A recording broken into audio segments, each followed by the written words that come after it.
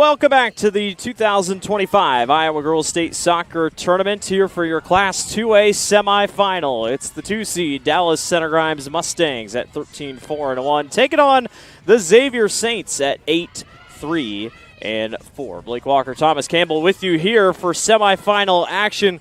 Dallas Center Grimes took care of Pella 5-0 in the first round. Taking a look at how both these teams got here. And Xavier, Thomas, took down Bondurant 10-0. Two shutout games. I think one's a little bit more surprising than the other, but it leads to a phenomenal matchup on our hands to see who will go to the 2A championship game here in just a little bit. You know, absolutely. I think anytime you see 10-0 in high school soccer, it's a little surprising, but I don't think there's a more surprising place to see than the state tournament.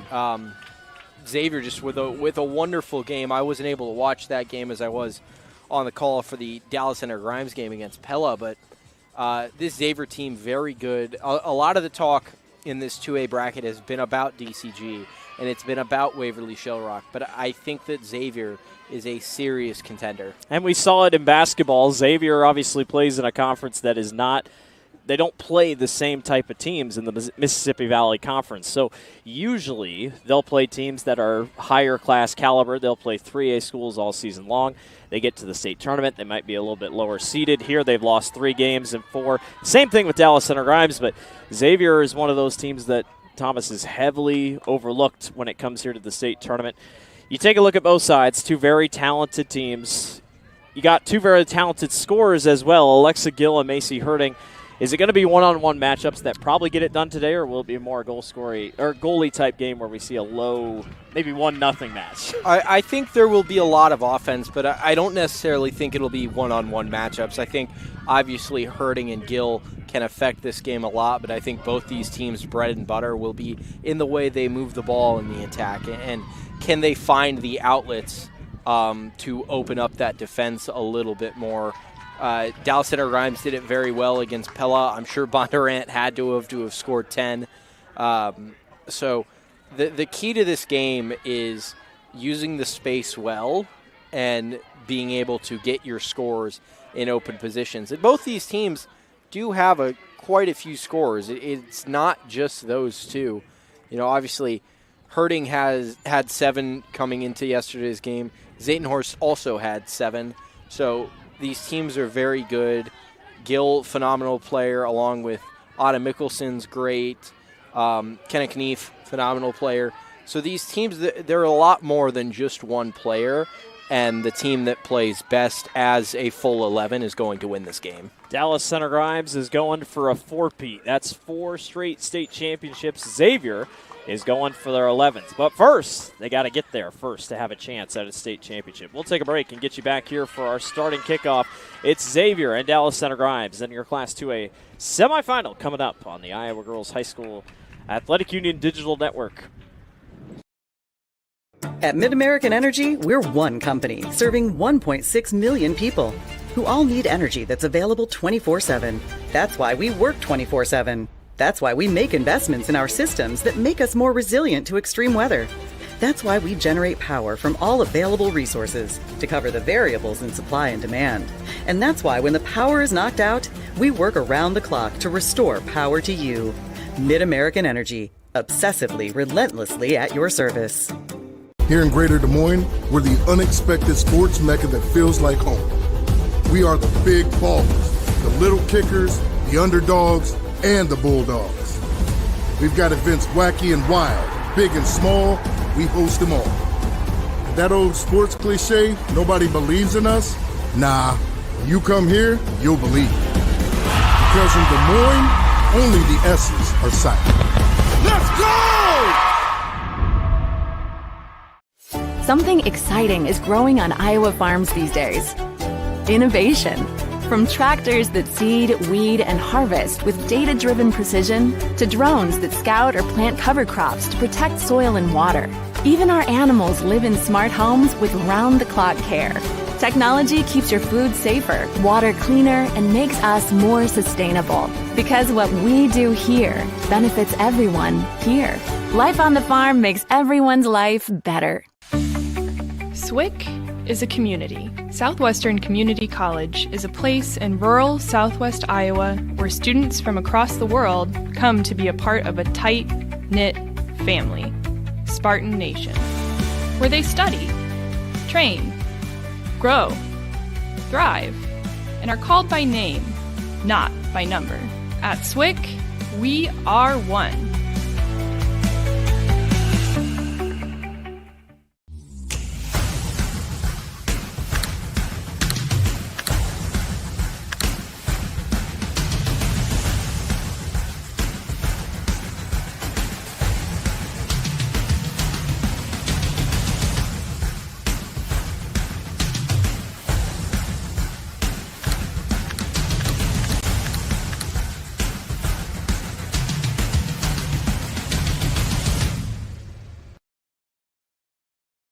Different people have different needs, so Delta Dental of Iowa has affordable dental and vision coverage that meets you where you are.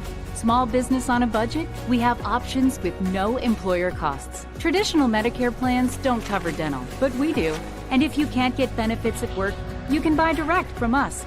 Plus, we give back to local communities, so you help make an impact. Choose Delta Dental for your smile, for your health, for your community. Back here at the Iowa Girls State Soccer Tournament, Dallas Center Grimes and Cedar Rapids Xavier set to get going here on field number 2 in just a moment. The Mustangs, the 2 seed, Xavier, the 3 seed. Familiar foes in all women's sports, it feels like, when they get here to the state tournament.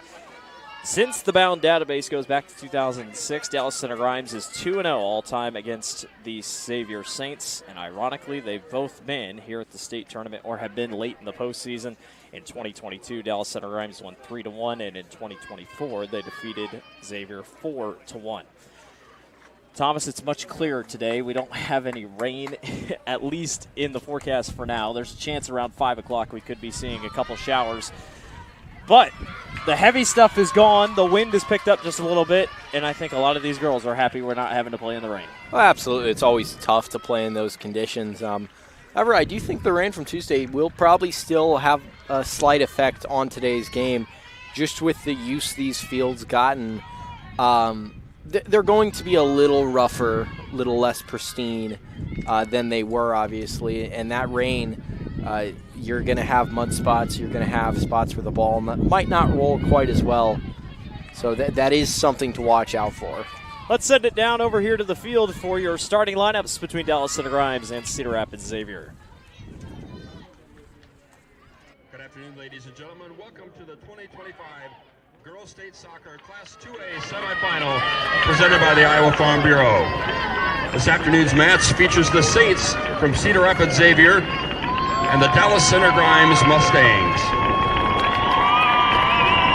Now let's introduce the players in today's semifinal matchup. First, the reserves for Cedar Rapids Xavier. Number 0, Caitlin Rollinger. Number 3, Virginia Bostwick. Number 4, Peyton Liberty. Number 6, Lucy Cobb. Number 11, Brooklyn Emerson. Number 14, Sierra O'Brien.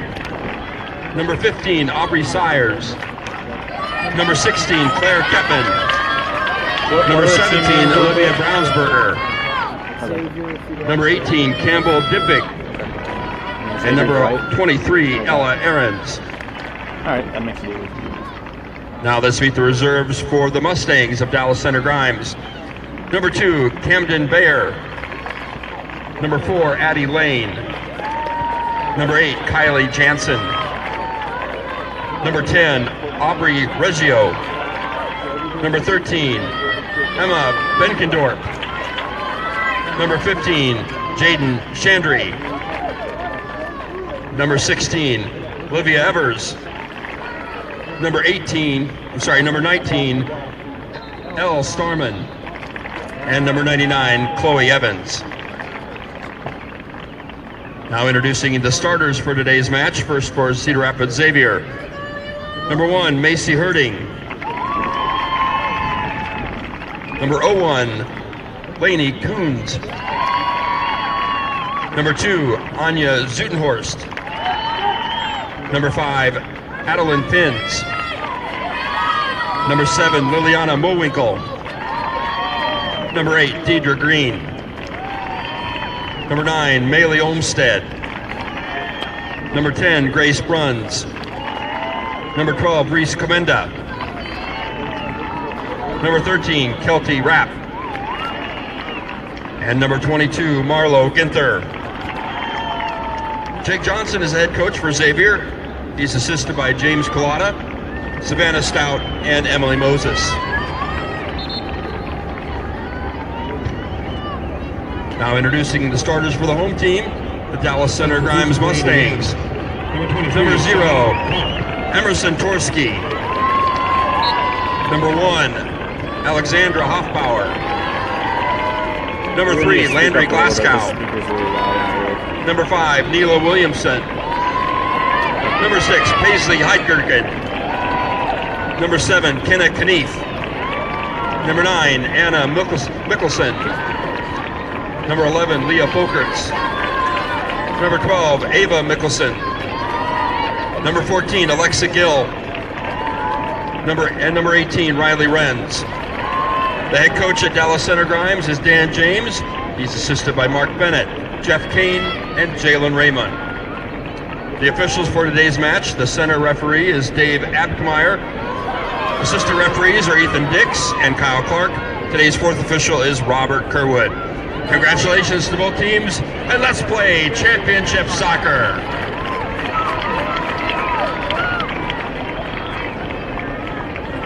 We are all set to go here at the Girls State Soccer Tournament on the campus of Iowa State University. Blake Walker, Thomas Campbell with you here.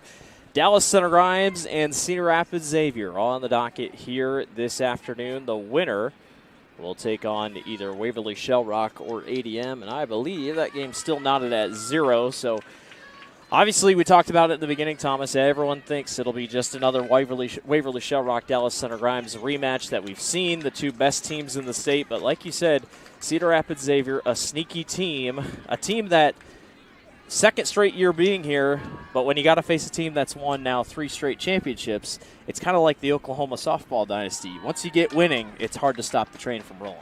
Yeah, absolutely. I think obviously DCG will have the slight edge on paper here just due to them having been here before. They know how to win. They obviously know how to win here at the state tournament.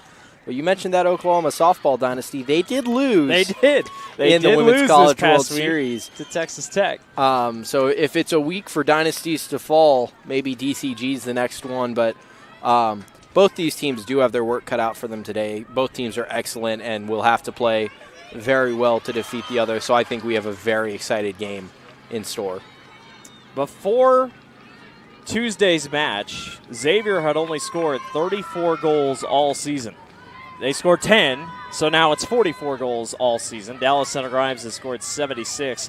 And oh, by the way, the Mustangs going all the way back to the loss to Waverly Shell Rock on the 3rd of May. They have pitched shutouts ever since then. So we'll see what happens here today. Dallas Center Grimes is in all red. Xavier is in white with blue pants, and we are underway in your Class 2A semifinal here this afternoon. Emerson Torski is the one in the goal for the Mustangs. 47 saves coming into the state tournament. 9 goals allowed. And for Cedar Rapids Xavier, Marlo Ginther is the one back saving. 7 saves this season already for the Saints. As DCG gets things rolling here on the near side with Alexander Hoffbauer.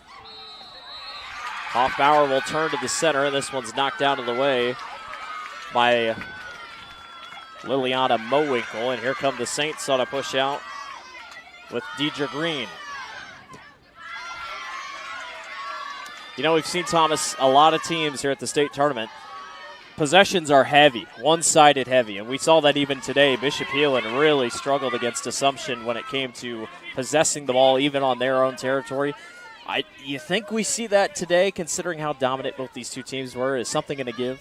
I think today will be a lot more balanced, and I think you'll see quicker possessions. I don't think you'll see the ball being held in one half the way we've seen it a lot of this state tournament. I think it'll be a very back and forth game the entire time. We got a throw in here for the Mustangs. That one's going to roll all the way to the center of the box.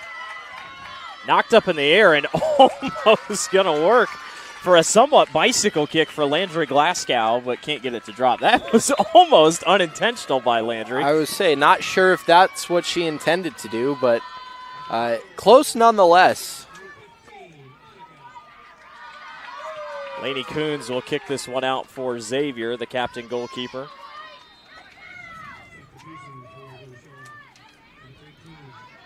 Eight saves this season for Lainey.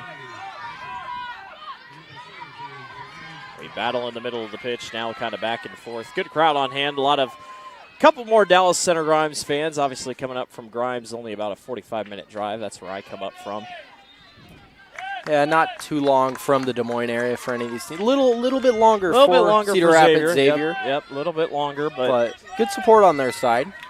Two teams that have just been so good the last couple seasons, especially the last couple seasons, when it comes to winning girls' championships. You think of all the track athletes and everything else.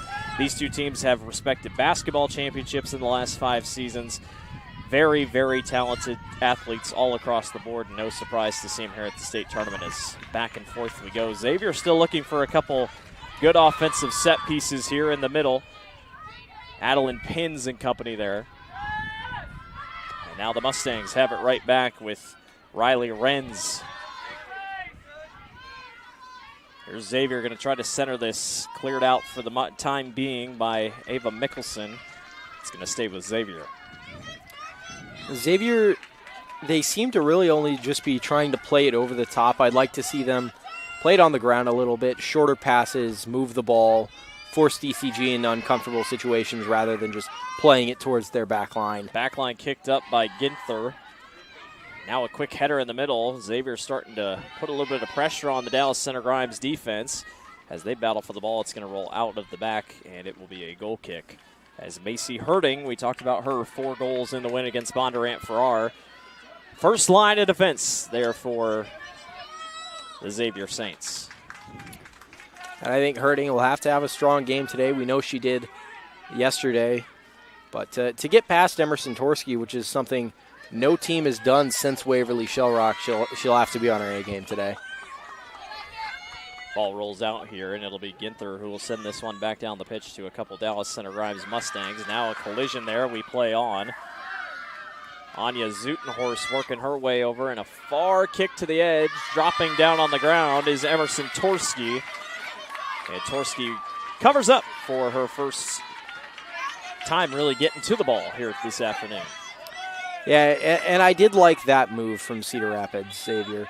The ability to play that through ball, that cutting ball across the box. It was well done from Torski to undercut it, but those are the type of passes that are going to find you with shots. Whether they end up in the back of the net, that's a good pressure to put on DCG. Neela Williamson gets called on the foul, so now we have a free kick opportunity for Liliana Mowinkle. Mowinkle will send this one to the left. Does not catch any wind of any sorts. That's kind of, well, it's dead now. The wind has been kind of back and forth. It's swirled a little bit the last couple days and rolls out of the back, and it'll be a goal kick here for Emerson Torski, the sophomore. A lot of younger goalkeepers here at the state tournament. I've noticed that. We haven't seen a lot of seniors. It's a lot of young athletes here getting their feet wet at the state tournament level. Good offense here early by the Saints, though. Olmstead chases it on the far line, now caught back up by Kelty Rapp.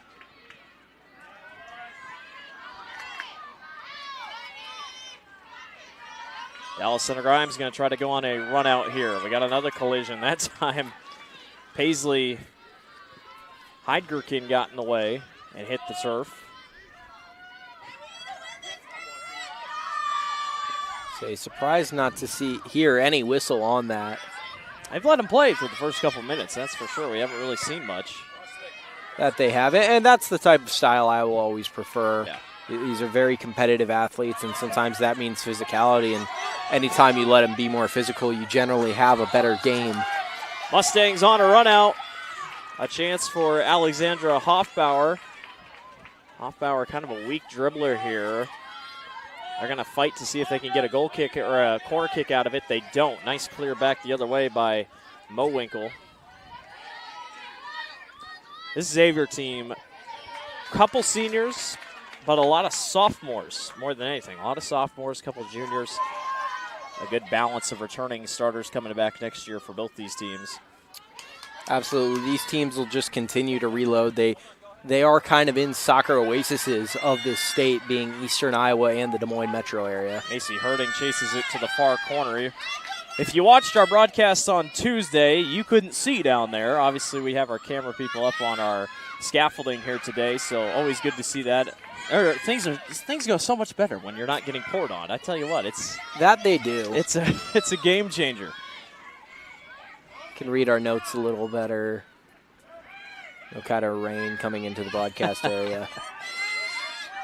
Mustangs going to try to clear this thing out for a second. They do. 32.5 to go here in the first half, just getting rolling between Dallas Center Grimes and Xavier. It's been a fun day already. Class 1A have already set the championship matches. We had a great game between Denver and Hudson that went to overtime. The first overtime match that didn't have to go to PKs here at the state tournament. All previous ones had gone to PKs. And they were just so happened to be 3A matches between Waukee and Ankeny and Centennial and Johnston. Here's Xavier with another chance, and Dallas Center Grimes' back line has been a pain in their side, at least for the first couple minutes.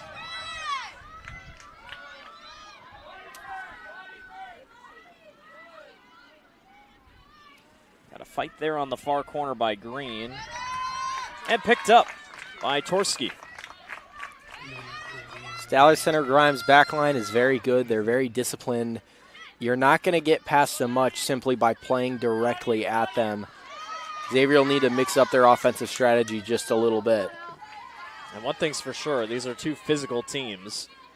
They're going to play tough. Xavier has 3 yellow cards this season. Dallas Center Grimes has none. Again, sometimes coaches just don't put those stats into their systems, but could be a possibility. But I tell you what, Dallas Center Grimes has got a good hype man. We heard him earlier. That we did. Run through a brick wall. If I had a name, I'd give it to you, but he had that team ready to go. So we'll have a throw in here once we get the ball back in play. It's going to be a long throw in. Mustangs haven't been down here very often in the first couple minutes. And we're actually going to get a foul on DCG. I believe that's going to be on Landry Glasgow, and it will be going back Xavier's direction. Little interesting call there. I didn't see a ton of contact. I saw a little bit. I've seen more. Keeper in this win is that the ball's going to move on you at the very last second, so you got to stay on your toes. You can't really commit to a save until it is right there in front of you. That ball going to go out on the far corner, and it will be a throw in here. I believe Waverly Shell Rock leads 1-0 over top of ADM.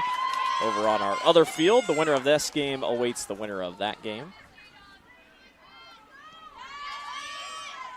Neela goes in and knocks that one free. Still will stay with the Saints here. And you talked about waves. Well, the Mustangs had a good couple possessions down there. Now might be switching back the other way. Cleared up for the time being. Williamson sends that one long. Now going after it is Landry Glasgow. Landry gets around one. Ooh, but taken down to the ground by Liliana Mowinkle. No call. They're going to say she was going after the ball. I tend to agree. I think she was trying to kick it out. I think she was going after the ball, and I think based on the call, they think she did get it. Just a good physical challenge there. Officials are letting them play. Here's a chance for the Mustangs. That one fires just off to the right. Shot attempt by Anna Mickelson. The sophomore can't get it to drop, and Coons will send this back the other way. Still deadlocked at 0 in the early going between the 2 and the 3 seed.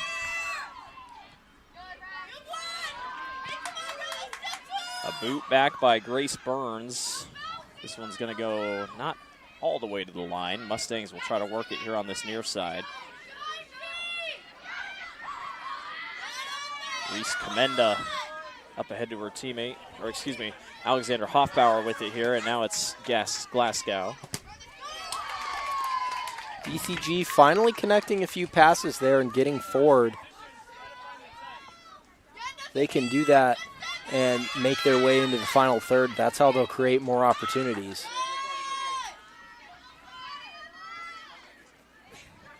Long throw in here for Williamson, and it will go pretty much right back to her. There's a whiff on a kick attempt by Ava Mickelson.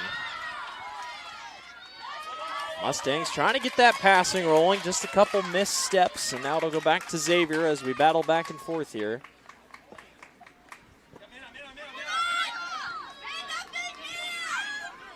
It'll be interesting to see who really fires the first punch in this match. Both teams have had decent opportunities, but none where I felt like they were really threatening the keeper. I know Torski did make a good save earlier, but that was one that it was a good save, but it can really be considered a routine save. Still have not seen a quality shot on goal, if you will. It's just kind of been a couple wide out shots, longer attempts, and nothing too concrete as they continue to just work this thing back and forth down the line. And this one will roll out. Over 20 minutes to go here in this one in the first half. Temperatures just below 80 here in Ames.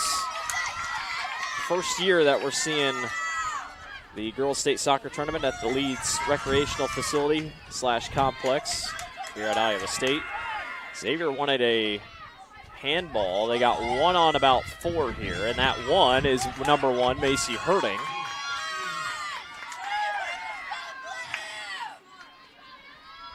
Almost seems like a couple times Thomas Xavier's just kind of too fast for their own good. Like they're there, they have the right idea, but things are just moving about. We got a couple players going down. Both teams really starting to pick up the pace, and at times that can be very good. If you're playing dynamic and fast, you'll find more opportunities, but if you start to get out of control, you lose possession, you get caught in positions you shouldn't, and teams break on the counterattack. Xavier kicks that one out on a Dallas Center Grimes fast break, and now Saints will try to turn this thing back the other way. DCG's back line all the way up here at midfield. And now a run-out opportunity for Macy Herding, who is going to go after it. Cleared out last second by Mickelson. Xavier gets it back in DCG territory.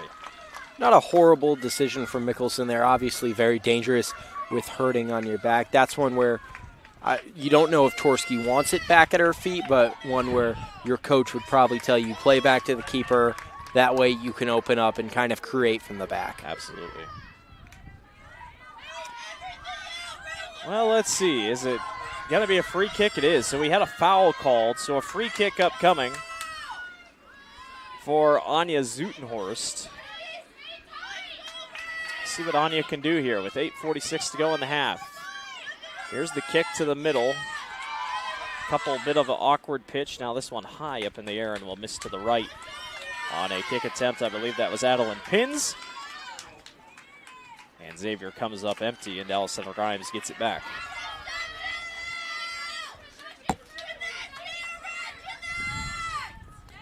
Xavier just kind of throwing a couple things at the wall early, seeing if they work. There's another soft boot by Grace Burns. I think both teams have kind of resigned a very direct play instead of trying to open it up out wide to the flanks. Kind of just trying to force it down the middle of the other team's defense. We've got girls hitting the floor so often here, and the ref's letting them play. Absolutely, and I do think a few of that is the field condition, is that, you know, it might not be as slick, but the field kind of a little choppy that you are going to lose your footing occasionally. Well, and on Tuesday we saw that not a lot was really called because of the wet conditions. Most officials just said if you're falling, it's probably because of the wet field. For these two teams, I mean, they're not taking swipes at each other. As I say that, we got 2 that hit the ground and a foul on DCG. As we do have a Xavier player that was down for a quick second. That was number 22, Marlo Ginther. She hops back up.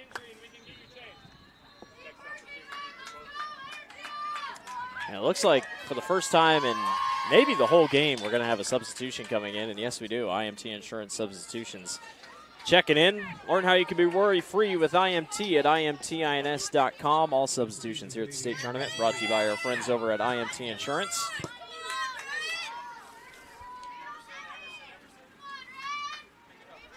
Couple long boots back and forth here. Xavier's just kind of trying things. DCG's trying to get a feel out for each other. That might be all this first half is. Yeah, and I think both teams they're not hesitant, but they know they're playing a significantly more quality opponent than they did on Tuesday, and they're trying to feel each other out. They haven't played yet this year. They're not familiar opponents on the season, and obviously a lot of team turnover. Mustangs with the chance, trying to center here. That one's cleared out. Nicely done. Olivia Ewers was in there for the Mustangs on the run out. But DCG's got a little momentum here. They're going to try to go quick. Xavier got away with one, though. Kind of a weak dribbler, though, by Green. Nice job by Williamson to get down on the ground, and Mustang's going to try again.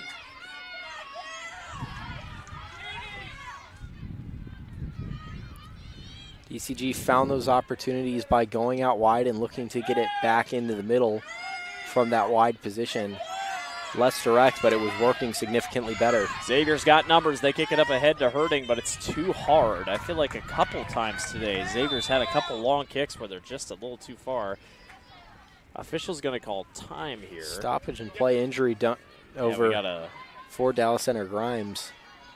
Mustang player down over here on the far side. That is number 14, Alexa Gill, who had 2 goals in the win over Pella. So they'll go check on her. Be a very disappointing loss for the Mustangs. Well, let's step aside for a quick break on an injury timeout. Dallas Center Grimes and Xavier tied at 0. We'll be back. You're watching the Iowa Girls State Soccer Tournament.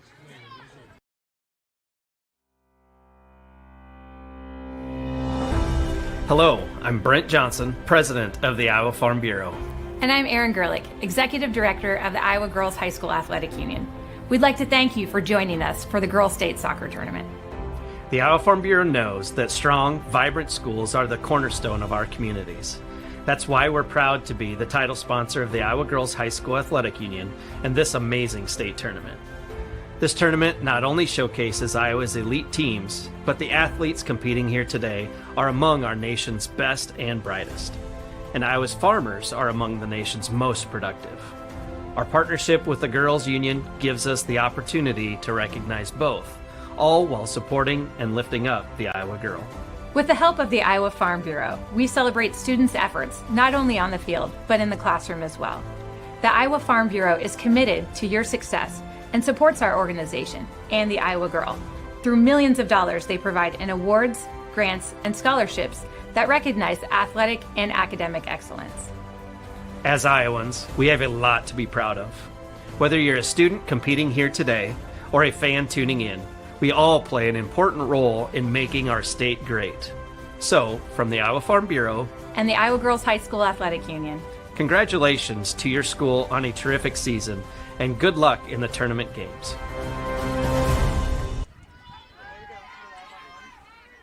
All right, out of the injury there on number 14, Alexa Gill. Kind of helped off the field, should be okay. Looks like she might have just dinged her knee with somebody else, and we play on here with 15-16 to go. Blake Walker, Thomas Campbell with you here. Class 2A semifinal, Dallas Center Grimes the 2 seed and Cedar Rapids Xavier the 3 seed. Still knotted at 0. Somebody's looking for an advantage here in the early going, and I don't know. I don't see many signs of anything happening, too. I mean, this has been one of the more balanced games I've watched at a girls' state soccer tournament. These teams clearly even matched, and it'll just take one breakthrough to open this game up. There's Hoffbauer, got taken away. Nicely done by Ginther. That one knocked all the way ahead and off the lap of Torski. She'll hop on top of it and reset. Torski's definitely seen the ball more than Lainey Coons has, the senior goalkeeper for Xavier. Lainey really hasn't had too much go toward her. Had a couple in the early minutes, but other than that, Xavier's defense has tightened things down. Definitely both teams very strong defensive teams. And initially I thought that this would be a very attacking-minded game, multiple goals for both teams. Both defenses have clearly come to play. It is a dynasty that Dallas Center Grimes has built. 3 straight state championships in girls soccer. Going for a 4th here this week. We obviously saw Assumption go on a big dynasty run a couple of years ago. That was down in 1A, so the fact that Dallas Center Grimes has been able to do this here in 2A is quite astounding. Xavier's trying to do a tough task here and end that dynasty in its tracks here this year. They were already a surprise team in state basketball on the girls' side with Libby Fandel as the 8th seed going all the way and winning the whole thing. Not quite an 8th seed here this weekend, but definitely weren't the favorite 2, at least coming into the state tournament, as many people circled Waverly Shell Rock as being a team to watch out for. And I think obviously people have circled Waverly Shell Rock. They clearly have been the best team in the state so far. They've given up just 2 goals on the year. One came on Tuesday, and they do lead 1-0 over ADM currently. And worth noting, the Go Hawks beat Dallas Center Grimes not even a month, well, just over a month ago. A month and 2 days ago, 2-0. Took down Xavier, second game of the season. So, I mean, 1-0. Either way, if Waverly Shell Rock wins today against ADM, they're going to be looking and say, well, we don't really care who we end up playing because they got to have confidence over that. Now, it's hard to beat a team twice in 1 year, but the confidence has got to be high. Under 12.5 to go here in the first half. Still no score as they continue to battle here in the midfield. Paisley Heidgerken trying to go on a run out here on the far line. That one is going to be knocked out. It's going to be a throw in from the corner. Not quite a corner, but throw in from the corner. It's not a bad throw, but it's headed out by Reese Commenda, one of the captains for this Xavier team. There's the other captain. Xavier's just done so well to clear any Dallas Center Grimes opportunity out. I don't think DCG's had many shots on goal, maybe one. Maybe 1 or 2. Like I was saying, I don't think Lainey Coons has really touched the ball much today, let alone goal kicks. I mean, we haven't really even seen that. So the Xavier team doing very well defensively. Boot back on the near side here for Hoffbauer. Alexander trying to work around the edge. Down to the ground goes Ginther. Everybody plays on.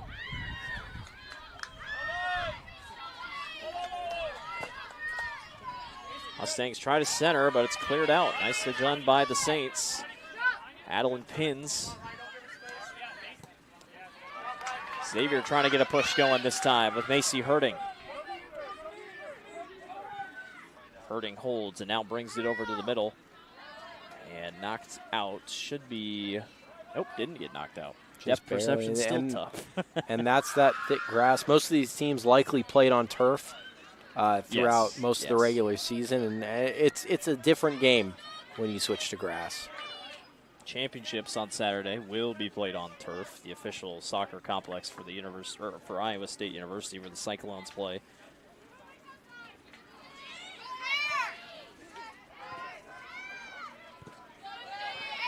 Now we're going to roll out, and should be having a couple IMT insurance substitutions coming in just a second, but not quite yet. Again, just below us. There's no way our camera people don't flinch a little bit when that ball hits the scaffolding. Definitely a little worrying. Feel the ground shake beneath you. Ginther will throw in here for the Saints. Here's a winding ball on the way by Grace Burns, or Bruns.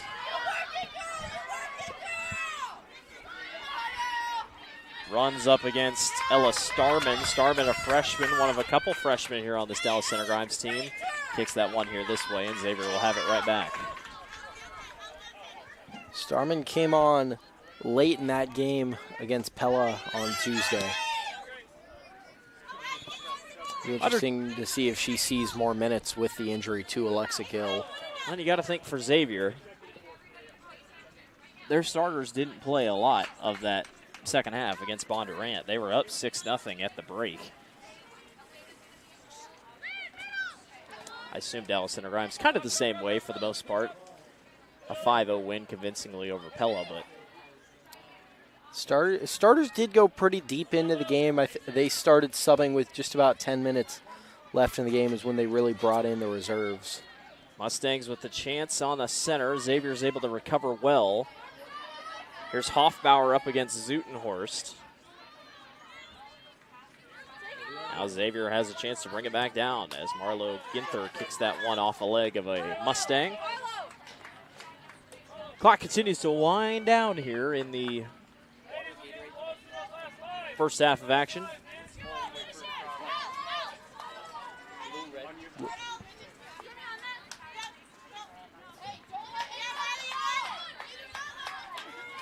Mustangs starting to show a little bit more life offensively in the last couple minutes. Look out, this one's going to be close. Herding, chasing after it, and up to get it is Torski. That was closer than it should have been. Now they try to go back to Herding, but Torski's right there. Torski did well. That's what I would have liked to see earlier, is them playing it back, and I do think they were caught a little off by the grasses. Usually you play that back. You don't want to hit it too hard at risk of an own goal, but in this grass have to put a little more pace on that to get it back to your keeper in time and not have it undercut by the attacker. One bad misstep and you are in trouble. That one bounces high. Dallas Center Grimes trying to go after it in the corner. Xavier is right there. Lucy Cobb couldn't quite get there. It rolls out. It'll be another throw in here.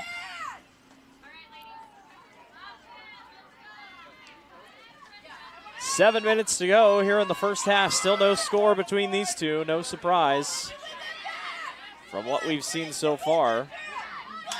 Xavier now going to go backwards with it, even if they didn't want to or not. They go up ahead at Herding. Green goes backwards. A little bit of lazier passing there, and Dallas Center Grimes takes it back. It's late in the half, close to the breaks. Sometimes when you find one of the teams starts dropping off in quality and the other one finds a goal. It's about these last couple minutes. That's where you really don't want to give one up. You'd rather go into the locker room tied at 0 than be down 1-0. Yeah, and I think a lot of coaches will emphasize the first 5 minutes of each half and the last 5 minutes of each half, especially the last 5 of the first. We don't have a stat guy, but I'd love to see. I sure feel like in the games that I've seen here at the state tournament this week and the games I've called, a lot of the scoring comes in that first 5 minutes of the second half. I don't really know what it is, but I feel like we've seen a lot of scoring in any game, 3A, 2A, 1A. A lot of the scoring comes in that first 10-minute, 5-minute period of the second half. So circle that for our second half. And also worth noting that we've yet to have an overtime game that was just 0-0. Somebody has scored. That boot going to take the wind a little bit for Ava Mickelson, and Dallas Center Grimes can't do much with it. On that first 5 of the second half, often that's coaching. That's what adjustments are we going to make? How is the other team going to react? And can we get one within the first 5? I think that's something that my coaches heavily emphasized back when I was playing. Can we get one in the first 5? Because it's such a massive momentum shift. Green got it for a second. They keep trying Macy Herding, and Herding is just well covered up by Dallas Center Grimes' backline. Here's a chance by the Mustangs. That is nicely cleared out. Well done by Reese Commenda. It is going to be a throw-in here for the Mustangs. They want to go quick. This one turned to Williamson and offsides. Tough one where you play it right back to the person that gave you the ball and not really realizing they're in an offside position. And that was a very dangerous chance for Dallas Center Grimes to find something because they were deep in the half. It was a good ball played in. I tell you what, Commenda, if it wasn't for that save, I think the Mustangs might have had a big chance there. Kelty Rapp over there as well for Xavier. Trying to make a run out here with under 4.5 to go. Williamson boots this thing down the way. Going to get his Landry Glasgow. A little bit of a whiff there that time by by Paisley Heidgerken. DCG, we'll see how patient they get here in the last couple minutes with the chance. Now they got a number on the near side, but offsides again, Thomas. They're caught off guard now back-to-back times. They give it right back to Xavier. Heidgerken, they're starting to find her more. She played very well against Pella. Just unfortunate when you find yourself in an attacking momentum, and offsides can kill that so quickly.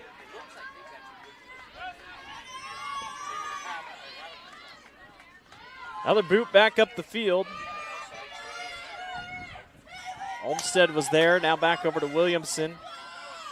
This isn't a bad spot here for the Mustangs, but there's a lot of white jerseys here in the middle, and they're the ones that are going to find the ball for the time being.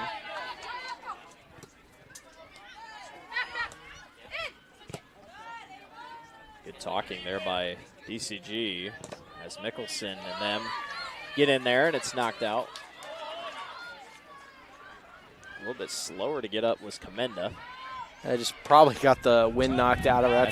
That's a she's kind of looking around. Tough shot to take. I didn't know if she was maybe waiting for something or what, but it's a throw in here. No call. Coons was not very happy as she thought for sure there was a whistle about to go.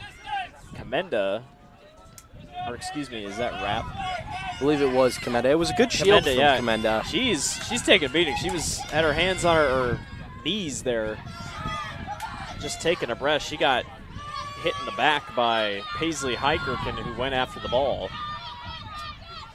I think Xavier needs halftime more than DCG. Yeah, I think both teams starting to run out of just a little bit of gas. It's been a long half. And we have not seen many subs. Not at all. And I do think Paisley Heidgerken, she's a very aggressive player. A lot of coaches like that. She's picked up a lot of fouls, and one of the ways to get a yellow card is foul accumulation, so it would be interesting to see if the ref decides to go to his book. But I think Heidgerken does need to watch that. Zutenhorst a chance, got it tripped down.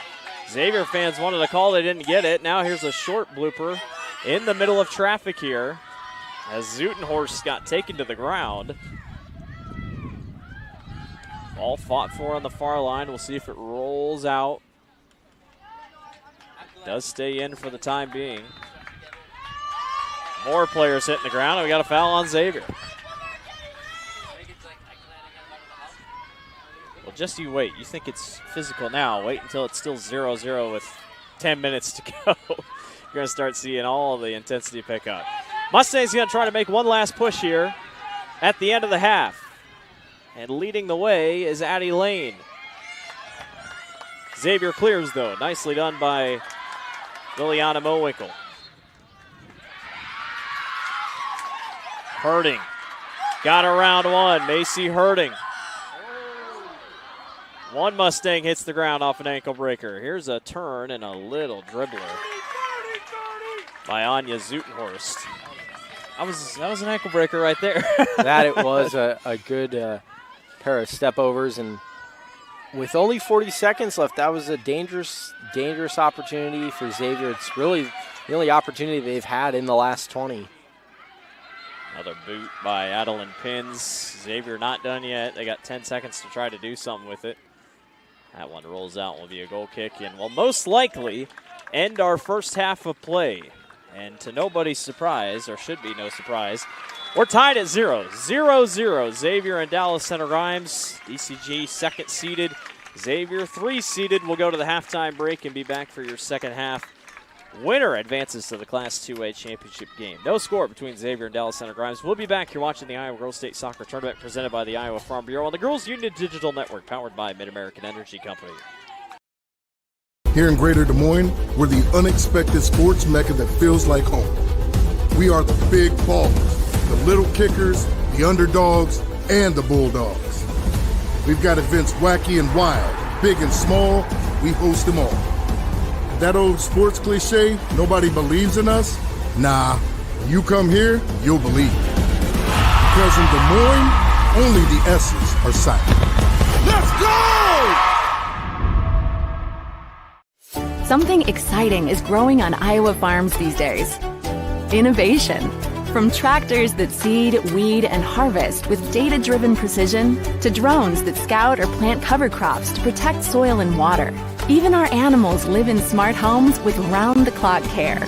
Technology keeps your food safer, water cleaner, and makes us more sustainable. Because what we do here benefits everyone here.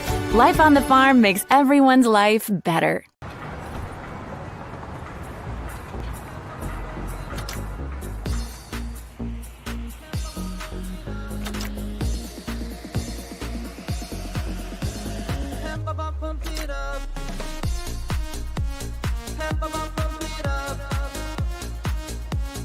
Fuel choice that's cheaper, homegrown, and better for the planet? Now that's worth the hype. Pump it up with unleaded 88. It's Frank. Frank. Mr. Frank. I just want you to know, I think you're the best ever. In your neighborhood, there's a place so good. It's so nice to be at a store meant for me. The feeling of family, you have to agree. Wow, thanks, Fairway Frank. To Fairway, your Fairway family.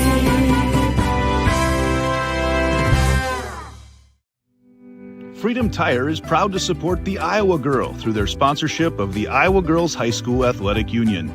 With 6 locations around the metro, you're never far from getting you back or keeping you on the road. Our certified staff and state-of-the-art technology means you can take comfort knowing you've got the best work at the best prices. Give us a try at Freedom Tire, a proud supporter of the IGHSAU.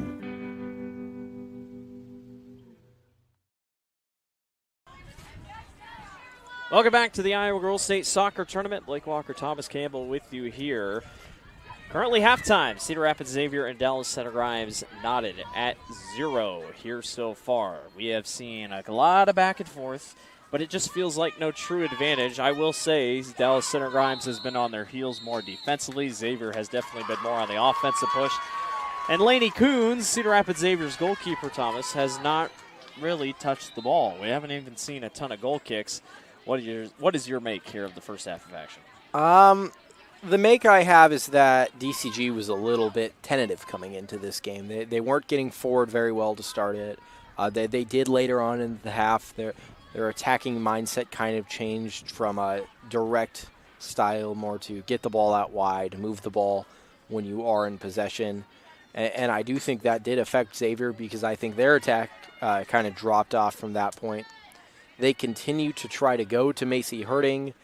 It is almost as if Macy Herding is being man-marked because there is always a player or two on her. And DCG has really decided if there's going to be a player we shut down, it's her. And that can get dangerous for both teams because I think if you're Xavier and you continue to try to go towards her, well, Dallas Center Grimes is countering in that way. You're not going to find many opportunities. But at the same time, if you realize, hey, they're going to go to her, can we get our wingers forward? Can we, if they think that we're going to go central to Herding, why can't we find those outlet passes, play diagonally to your wingers making a run and open up this defense a little bit? And on the same side, if you're DCG, you have so many options in the attack that you can definitely move it around just a little bit more than you are. It's going to be interesting to see what happens in the second half. One of these teams has got to give. Dallas Center Grimes, obviously, there's pressure. There's pressure to keep winning. They've won 3 straight state championships. They're going for 4. Xavier has won 10 championships overall. That is up there with the most all time, and they are obviously going for their 11th. They will play the winner of Waverly Shell Rock and ADM. Waverly Shell Rock has just taken a 2-0 lead over the ADM Tigers.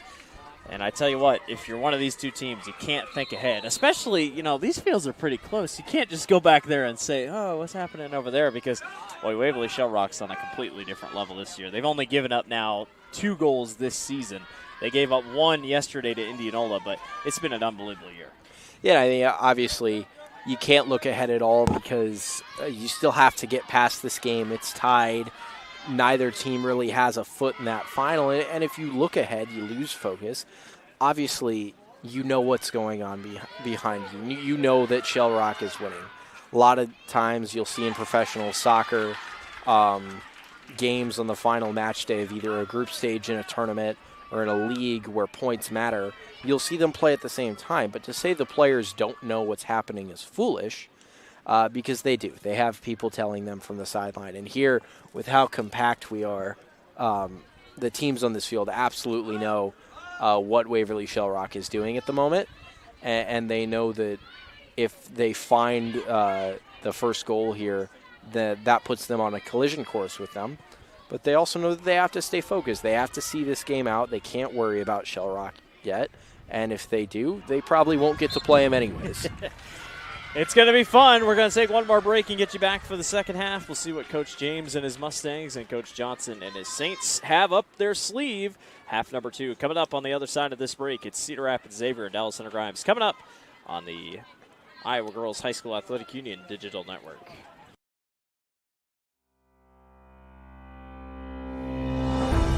Hello, I'm Brent Johnson, President of the Iowa Farm Bureau. And I'm Erin Gerlich, Executive Director of the Iowa Girls High School Athletic Union. We'd like to thank you for joining us for the Girls State Soccer Tournament. The Iowa Farm Bureau knows that strong, vibrant schools are the cornerstone of our communities. That's why we're proud to be the title sponsor of the Iowa Girls High School Athletic Union and this amazing state tournament.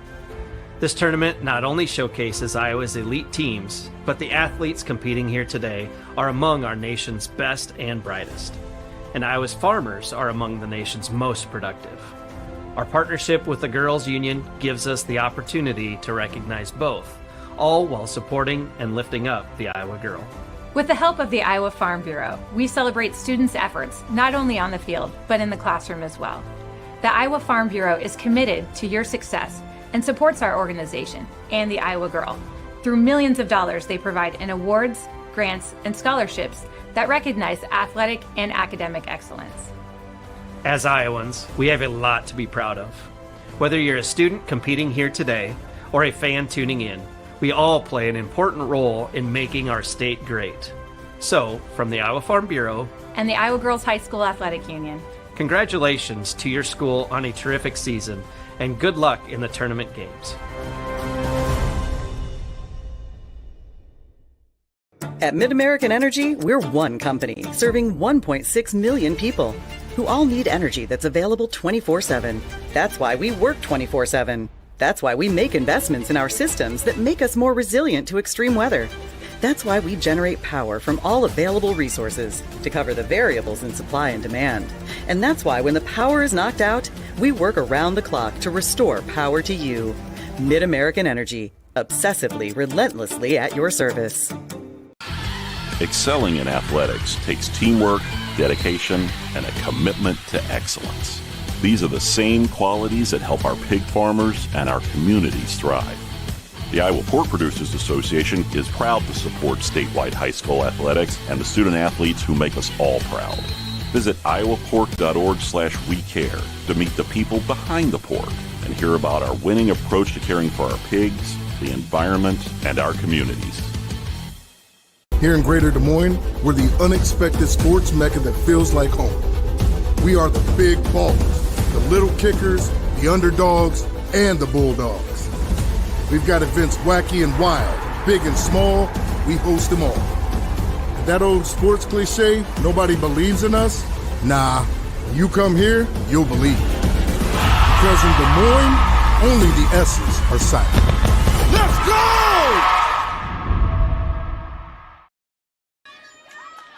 Back here at the 2025 Iowa Girls State Soccer Tournament, Blake Walker, Thomas Campbell with you here. Ready to go for the second half of action. Cedar Rapids Xavier and Dallas Center Grimes. No score between the two. Again, I don't know the official trends, but the trends say we're probably going to see a goal here in the next 10 minutes. We'll see what happens. We're off and rolling. Dallas Center Grimes in all red, Xavier in white and blue. Saints spent a majority of their time in the first half in Dallas Center Grimes territory. The Mustangs did not have really any shot attempts to speak of, at least quality shot attempts. I don't think they had one. They'll look to change that here in this second half of action. And they do have the wind in this half, and although it's not as strong as it was on Tuesday, I do think it does help. You're able to play those balls over the top just a little bit farther, and it's not going to get held up. Kenna Knief didn't call her name a ton in that first half. She had it there for a moment. Now Dallas Center Grimes will send that the other way, and Xavier hangs tight on defense on the back line at least and sends it back the other way.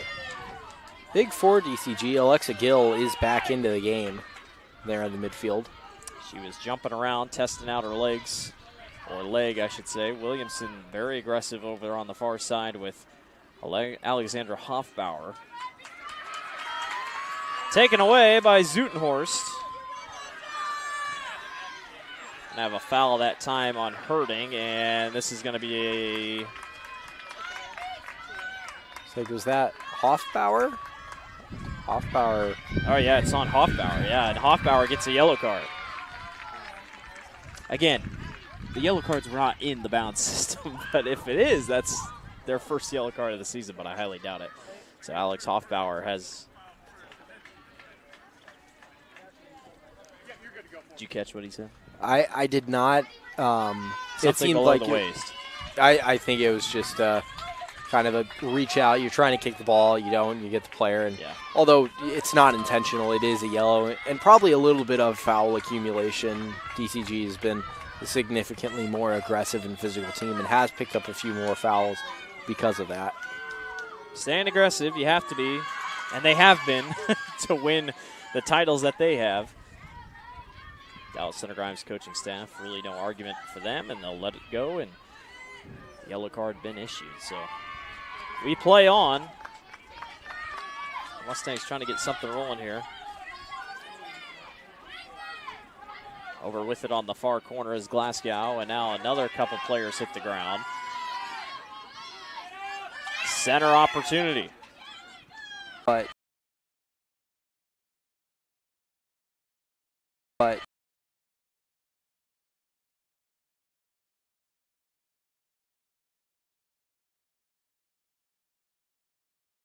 no call nonetheless. On a game like this, Thomas, we're going to see if this thing gets down between the boxes, you're going to see a lot of girls hitting the floor because they're going to try to get a flag, or they're going to try to get a penalty and try to get a shot the easy way, if you will. So definitely something to think about for how you play a game like this. Saints might work it this way, at least near side to us. Kelty Rapp in there for a second. Now here's Mowinkle, who sends it up the pitch, and a good job getting back the other way. Ball goes right near us. Somehow didn't hit much equipment. Lucky that it didn't. I better put my hands out. You just have to be I was going ready. to say, I got my hands underneath the table. Aggressive play here on the near side. Olivia Ewers over there. I tell you what, these two benches are into it. This is the loudest I've heard both benches. Yeah, they're keeping their teams into it because you got to be excited. You got to be energized for a 0-0 game where once a goal breaks the deadlock, one team's obviously going to be chasing, and that can do so much to the mental state of either team to say, hey, we're in front now. We just have to hold on, and the other team chasing, they get more aggressive. Finding that first goal is so important. Ball to the corner. Ginther went down on the ground as Addie Lane was over there for Dallas Center Grimes. They couldn't get anything done with it, though, and it will be Xavier ball off the throw-in. Some of these girls will not have voices by Saturday if they end up winning.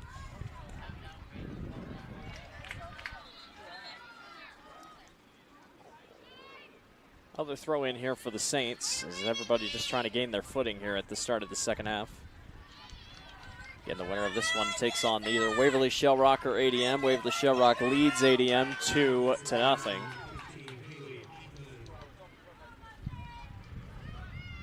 And again, both these teams know that. They can hear the cheers from the other side, and I'm sure there have been a few glances down at that scoreboard.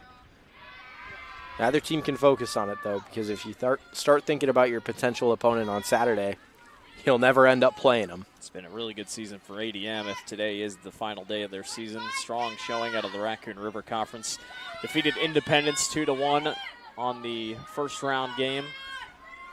That ball is going to bounce out, and it will actually, no, it stayed in bounds all the way to the corner. Xavier's able to take it back. That's another thing. We have not seen really any Channel Suits corner kicks today. The ball has stayed in the middle for the most part. Yeah, neither team having nearly enough attacking opportunities to force anything to go out over the far end line. Boy, Herding sent that one down the pitch, and Olmsted was there but got caught up by a couple red jerseys. Now Williamson boots this one up ahead to her teammate Mickelson, and it rolls out of bounds. Both teams have kind of resorted back to that direct style of play that they opened the first half with. We're going to have a shove by Dallas Center Grimes. No yellow card, which was actually kind of surprising considering it was right in front of the Xavier bench and other officials, but it'll be a drop and a free kick here. But again, like you said earlier, officials keep track. They know they always have that little counter in the mind. Oh, this team's committed a lot of fouls. Maybe I just warn them a little bit. Yeah, and you hate, DCG, like we've said, has had a lot, not a lot, but has had a couple here. Be something to think about here as we get toward the end. Williamson gets low and is able to get that one away for a second. Now over to Addie Lane. Taken back and away by Ginther. Ginther has been a really solid defender today for Xavier. Out of bounds, and it will be going back to, or actually no, going to be a foul, I think, again. So another free kick. Referee just trying to keep control of this game. Dallas Center Grimes continuing to be physical.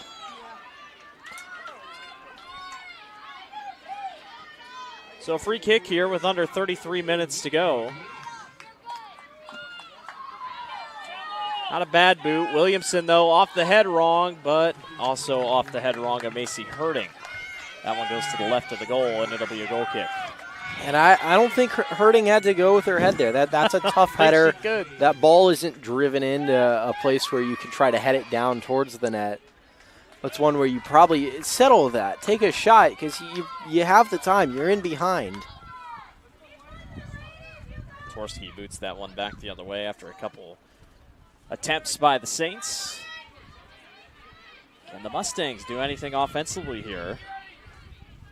Mowinkle clears. Alexa Gill, like you said, back in the match after her injury there in that first half. Mustangs got a couple numbers here. Gill got it taken away by Pins. Boy, every time DCG either has a chance to center or something, Xavier's right there defensively. Yeah, and it's been very individual from the Mustangs today. They've been a lot of dribbling and getting taken off the ball a lot of times where it's just a touch too late. If they play the ball a little earlier, they're probably in behind. That ball cleared up on the back line by Riley Renz. Both defenders have been very good today. Defending lines have been very good. A couple IMT insurance substitutions. Learn how you can be worry-free with IMT at IMTINS.com. There's Alex Hoffbauer checking back in after her yellow card.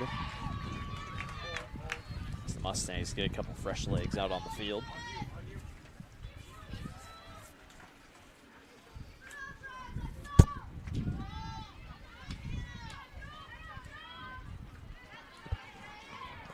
Back the Saints way.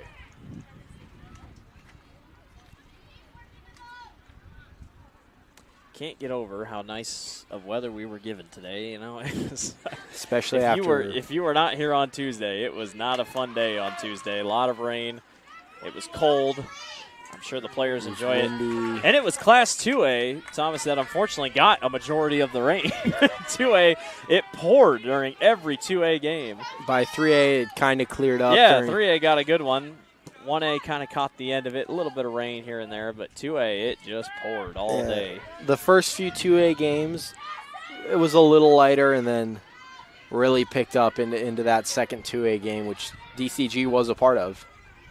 You know, what we've seen so far as there's Hoffbauer trying to get forward.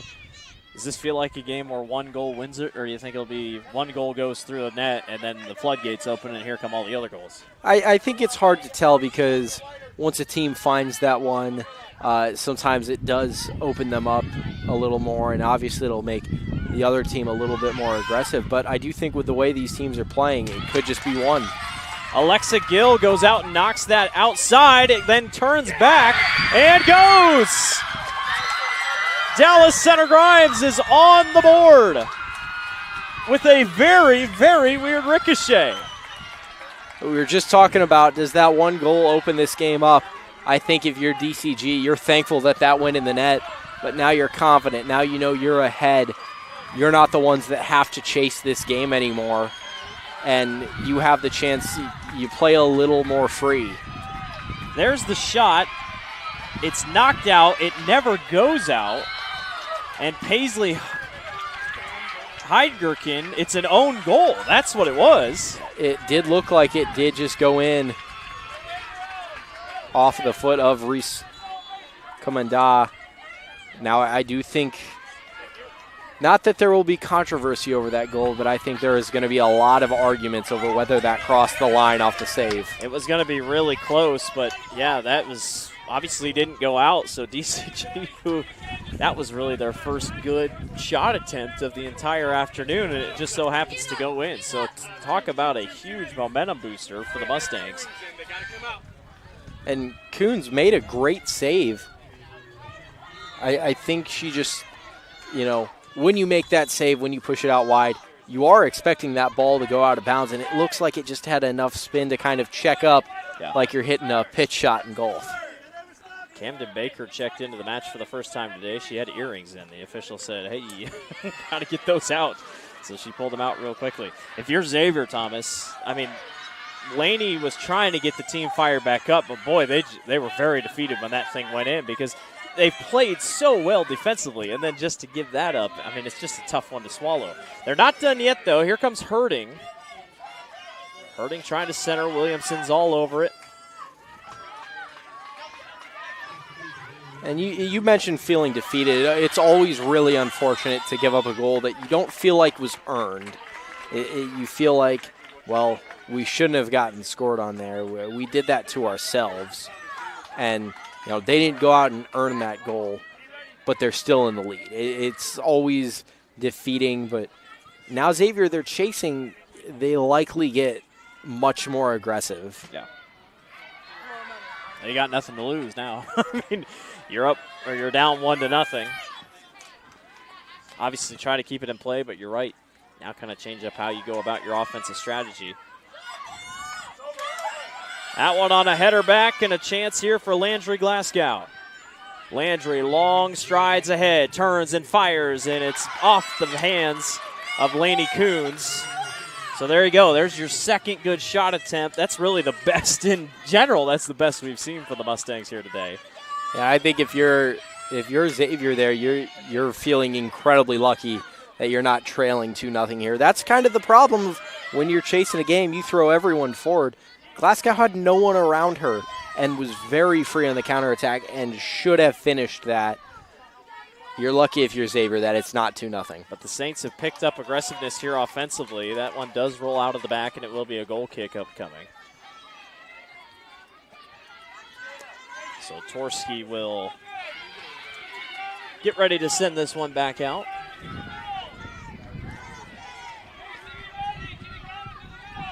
Oh, how quickly things can change. 25:50 to go here in this one. The Mustangs by 1. A deep run out by Hoffbauer. Alexandra gets around one, now tries to get back the other way. Ginther hits the ground. Hoffbauer continues to work her way through traffic. And Xavier clears. And I think Hoffbauer has to be a little careful with that physicality down there. She already has one yellow. If you grab a red and give Xavier a player advantage, you open yourself up to them getting right back into this game. Absolutely. Right after you grab the lead. Mass substitutions here for Dallas Center Rhymes. IMT Insurance substitutions. Learn how you can be worry-free with IMT at imtins.com.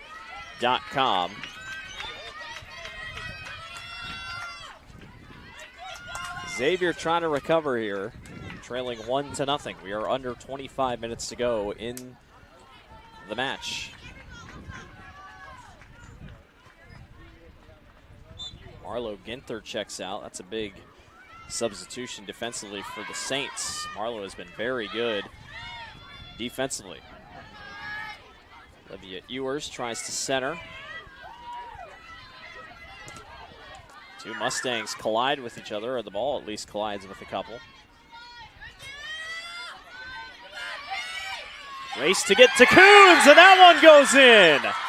A goal for Paisley Heidgerken again. Miscommunication there by the Saints. That ball just rolled in no man's land. And Paisley Heidgerken, the freshman, has 2 goals in the span of 4 minutes. Massive miscommunication there between Komenda and goalkeeper Lainey Coons. It's hard to place the blame on either one more than the other, because Coons there has to be communicating, this is what I want you to do. And you have to be a little more just aware if you're Komenda there that you're on grass. That ball's slowing up quite a bit. Your goalkeeper clearly is coming out to get it. If nothing, play that out of bounds, be safe. And Reese had no idea that Paisley was even behind her. She did not even know. She was just easily going to give it up to Coons and just let it roll. And obviously just didn't work out. So just like that, Dallas Center Rhymes takes a 2-0 lead. Foul there on Heidgerken, and I think she will end up seeing yellow here. Official's going to go over and hold, so no card yet, but I'm a little surprised there.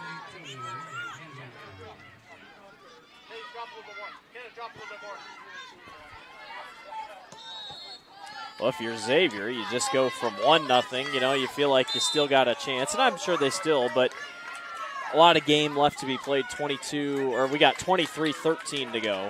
Arcalock's a little off, but 23-10 here to go in the match. But, well, you're going to have to go quick because you've just been hit with a wall, it feels like. Yeah, and I think you start seeing desperation from Xavier pretty soon if they can't find one quickly. And a 2-0 lead is not the end of the world. It's very difficult to come back from in the time that you have, but a lot of times that first goal can be a momentum builder that you go get the second off of, but they have to find that first one quick. That ball's booted high. Xavier trying to get to it. Oh, a little bit of a fall there for Clara O'Brien in the match. That one is going to roll out of the back, and it will be a goal kick, and Dallas Center Grimes will take back over. I would have understood appeals for corner there.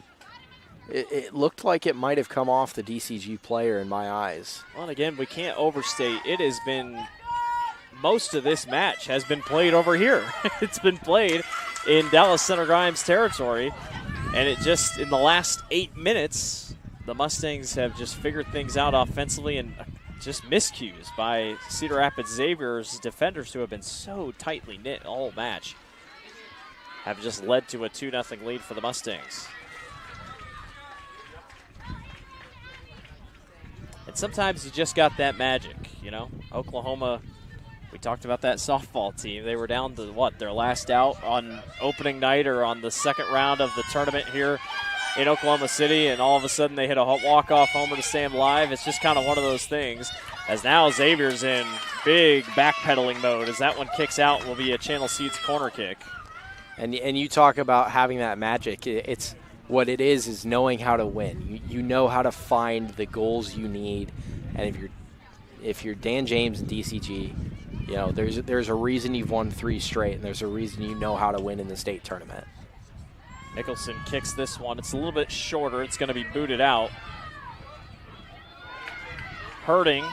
If she would have gotten that, she would have been home free. They only got 1 Mustang back, but now DCG is able to recover. Biggest thing for Xavier right now, you can't just quit. You got to keep rolling here. Same thing for the Mustangs. Try to keep their foot on the gas.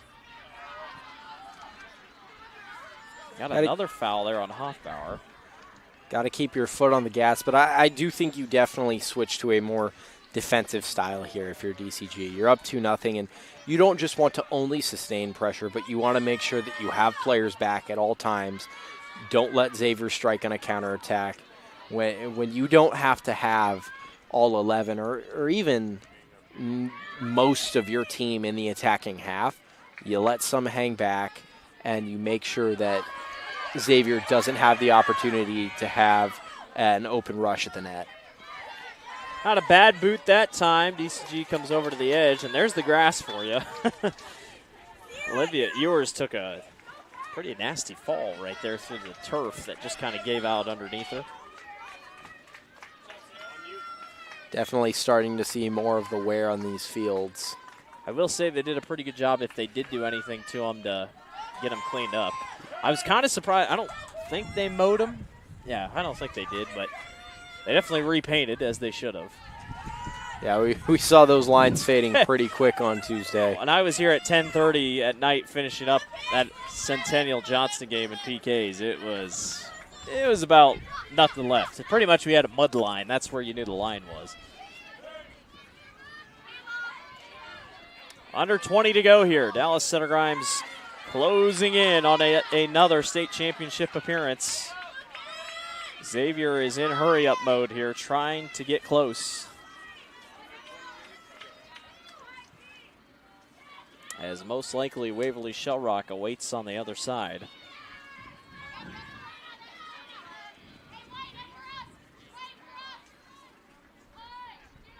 Fight for it on the near side. Going to roll out it again. It'll be Mustangs ball.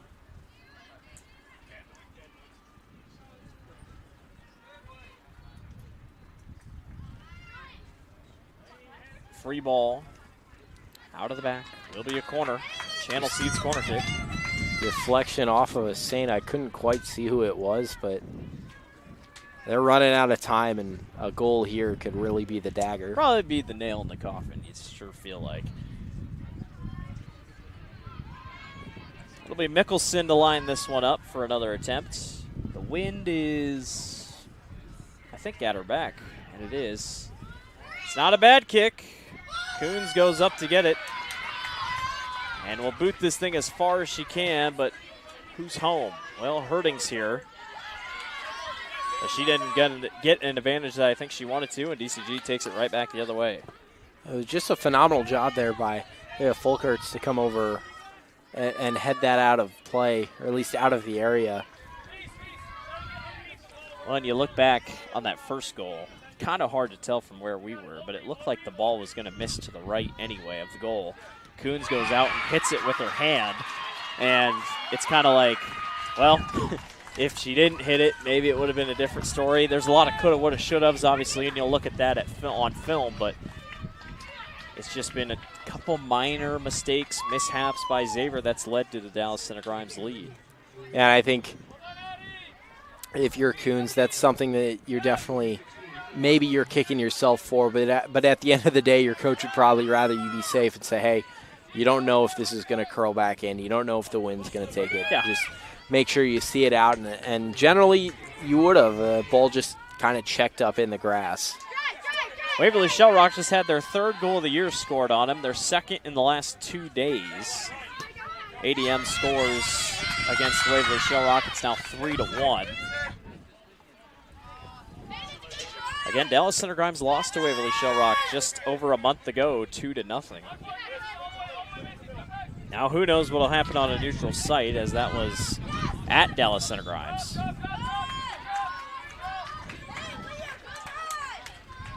Late in the season, and obviously the wear of playing 3 games in just 6 days is something to consider. But most of these players have played more than that anyways through club. DCG faced 5 of the top 6 teams in Class 3A. That one drops down into the lap. Good save by Coons. They faced 5 out of the top 6 teams in Class 3A this year. Tells you all you need to know with how strong they are. And you expect that from Dallas Center Grimes. Obviously, definitely thought that they could easily be a CIML team here in the next couple of years, depending on how the conferences shake out. The Little Hawkeye Conference is changing up. Ames is now going to be joining the Little Hawkeye Conference here soon. And you got teams like Indianola and Norwalk. You give it a year, this team won't be in 2A anymore. They'll be a Class 3A team. We've already seen that Indianola softball has jumped up to 5A. So enjoy it while you can, because you're about to be with the big dogs, and that's why they challenge them. Because when you jump to 5A, you don't want to have to be a surprise when the teams you're facing, well, you've already faced them. Yeah, I think that's been kind of the trend throughout a lot of DCG athletics is, you know, obviously their boys teams have been playing 4A teams. Their girls teams have been playing 3A teams because pretty soon they're both going to be up there playing with the bigger teams. And Grimes is expanding. There's going to be a lot more kids and a lot more talent. I know that. I live in Grimes, and I can tell you right now it's growing about as fast as ever. I'm waiting on a Costco or something to go in. I can't wait for the Grimes or the Dallas Center Grimes-Johnston rivalry. I need that because all you're separated. You could call it the war on 141 or something. I don't know. The only thing that separates the two cities is 141, so I'd love to see that. Could be the one to replace the Merle Hay rivalry since it appears Urbandale is going down classes in most sports. Absolutely. But well represented in the Metro. Very talented team and showing out here, trying to finish things off with under 15 minutes to go here in your Class 2A semifinal. Winner will most likely take on Waverly Shell Rock. 2 big goals by the freshman Paisley Heidgerken. That's a dangerous phrase there for a freshman to have 2 goals in the semifinal. That tells you all you need to know about what they got coming down the pipe and why they have been so successful the last couple of years.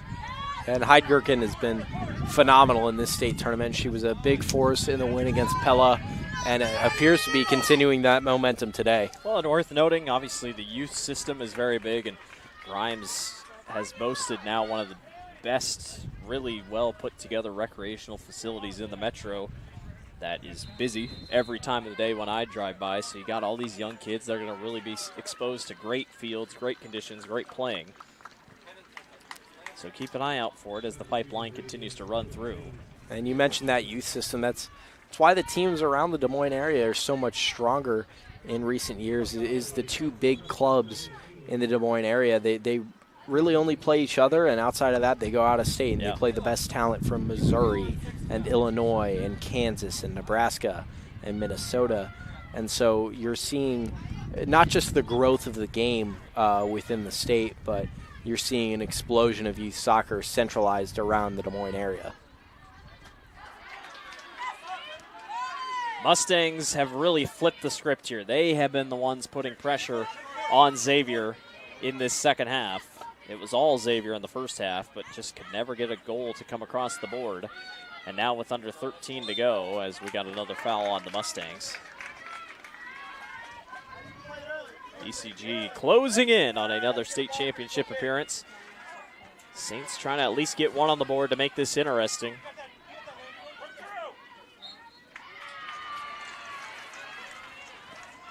Heidgerken sends it over to the far line, over to Hoffbauer. Alex will work trying to get to the edge. Ooh, nice stop and go move by Hoffbauer. Now she fires. It bounces really awkwardly. Did it catch a leg?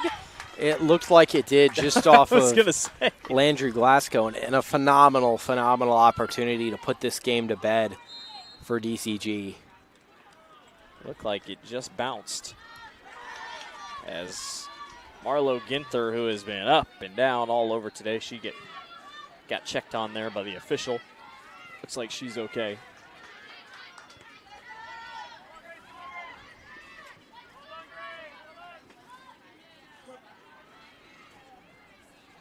Ginther again hits the grass. As Glasgow going to try to center. Cleared out for the time being by the Saints. Nice move by Williamson. Now Williamson up ahead, and Coons calls everybody off and says, I got it. Comes up and makes the play. If the Saints are going to do something, they're going to have to get it done here in the next couple minutes to try to at least get 2.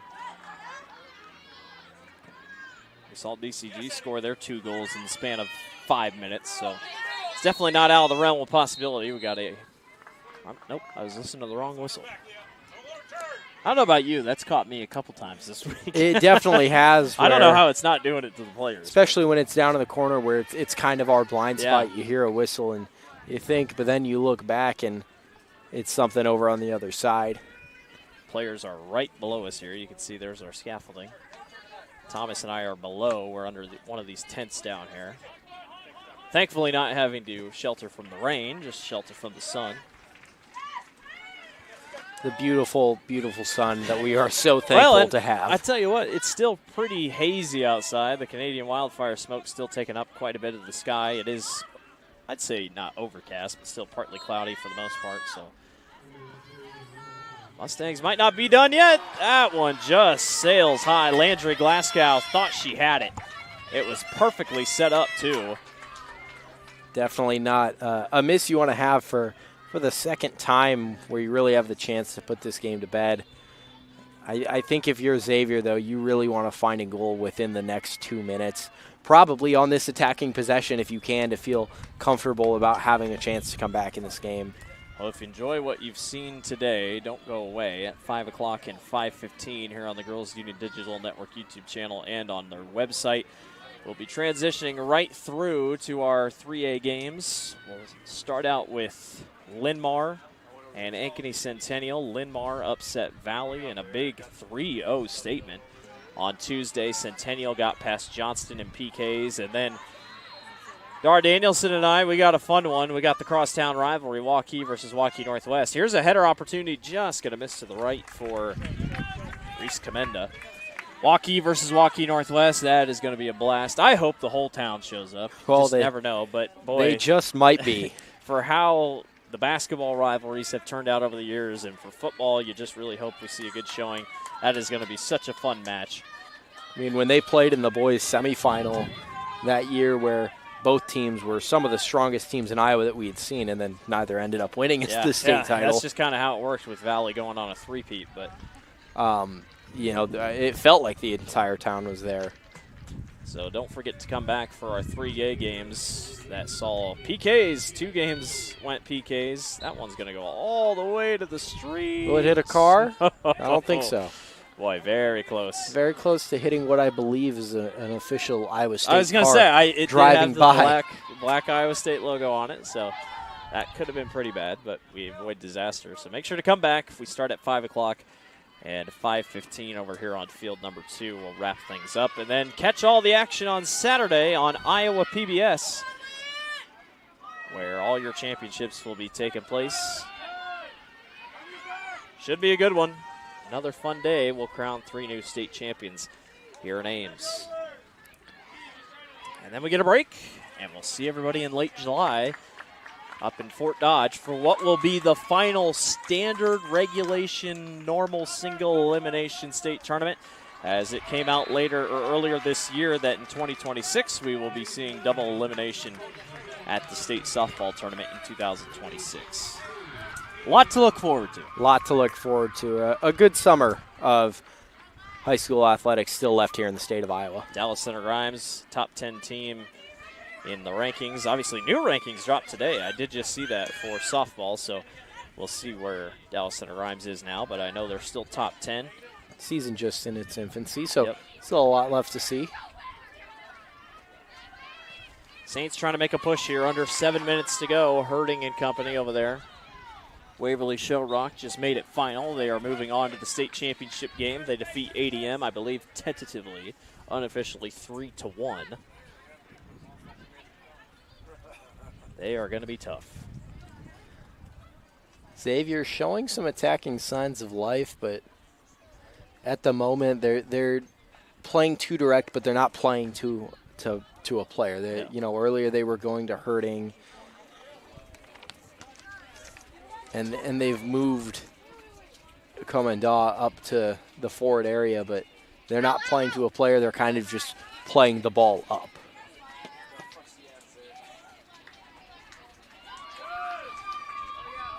Ball on the far side here for Olmsted. Olmsted fires. Torsky has been very good today. Comes up and makes the play. She's had to do more in the first half than she has in the second half.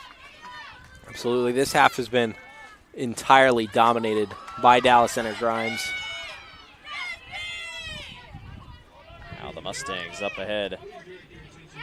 Trying to take a little bit more of a recovery effort here. Just trying to wind this thing down. A couple more IMT insurance substitutions checking in.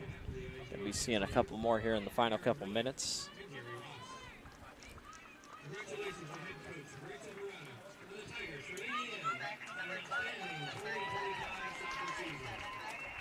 Number 22, Marlo Ginther checks out. Phenomenal day for her defensively.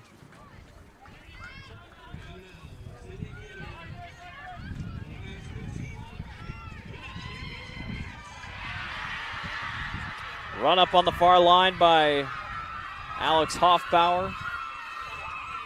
Again, Thomas, it's a tale of two halves, really. I mean, Xavier obviously didn't score in that first half, but DCG has just flipped it here in the second half, and they have been the pressers on offense for the majority of the half.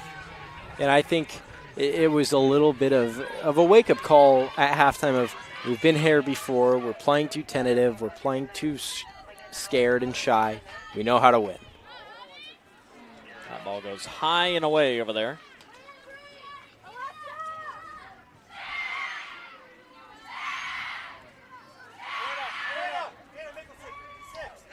A couple more substitutions switching out. I believe I misspoke. Waukee Northwest is on that field. Valley and Linmar and Centennial over here.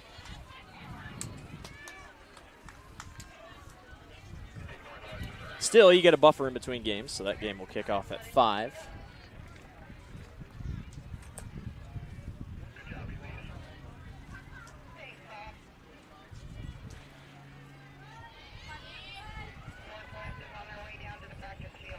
Four minutes to go here in this one. Definitely tell fatigue is settled in here for Xavier. A little bit slower to the ball. Just trying to get everything settled back in.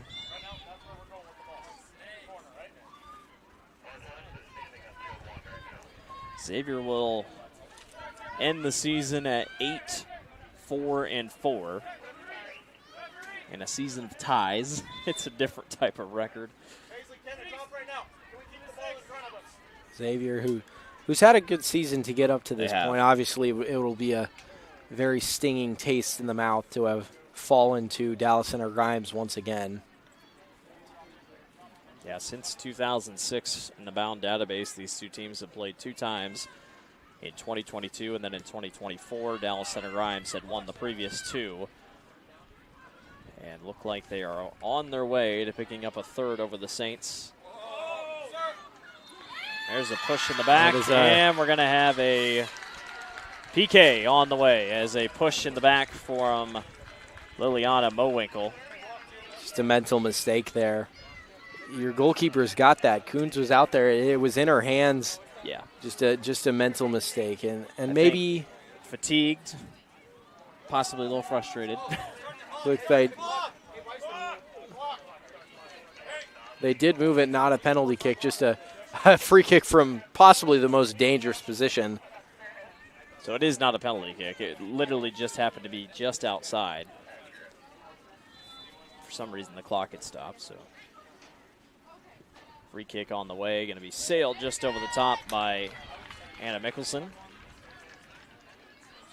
See, even the DCG coach, they're like, hey, we got to get this clock moving. Over them running off as much time as they can. Let's keep this thing rolling. Pushes them one more step towards the championship game, and they already have a foot in it. They've got close to both feet in, just need to see out the final 2:30.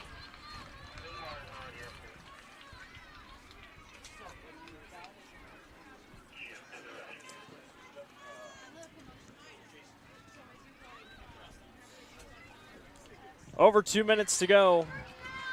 Dallas Center Grimes leading the way. Got a foul there on the Mustangs.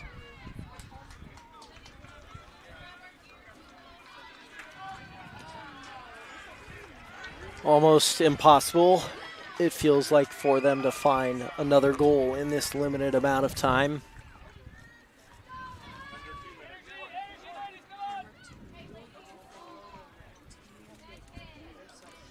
Dallas Center Grimes trying to push it here with Hoffbauer one more time. Been doing it here a lot. And they're telling their coaches, telling their players, just keep going backwards here. Save it all the time you can.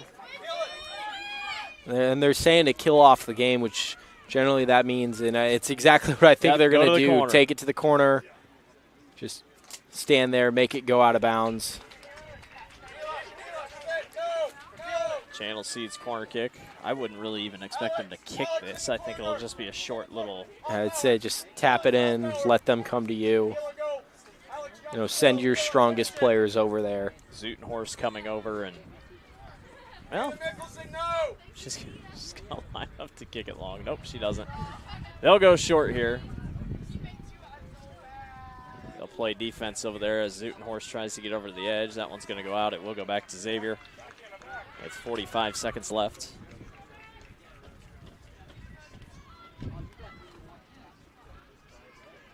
Likely not enough time here.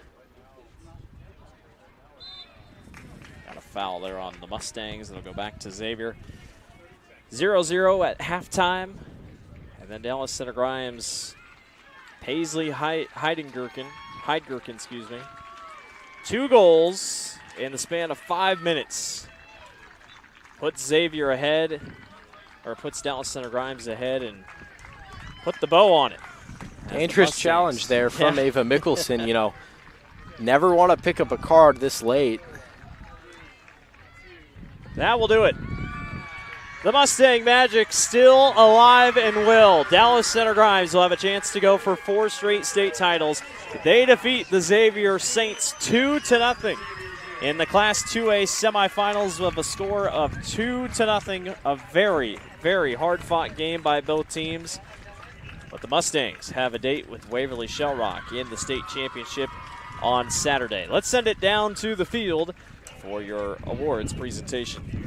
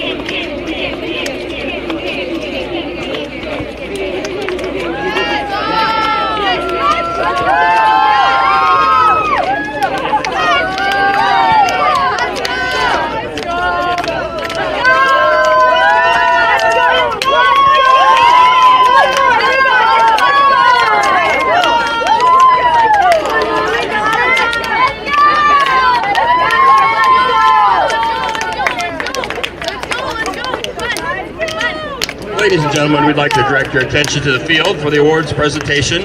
In addition to receiving medals, every player will receive a commemorative soccer ball provided by the Iowa Farm Bureau, the proud title sponsor of the Iowa Girls High School Athletic Union. Presenting awards today from the IGHSAU is Executive Director Aaron Gerlich and Soccer Administrator Gary Ross. Congratulations to Head Coach Jake Johnson and the Saints from Cedar Rapids Xavier on an outstanding 2025 soccer campaign.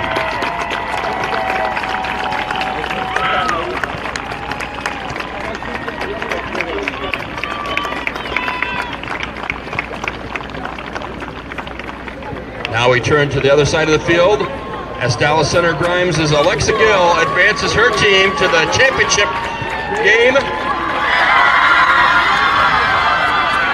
The Mustangs will head to Cyclone Sports Complex on Saturday. They'll play Waverly Shell Rock in the 2A Championship.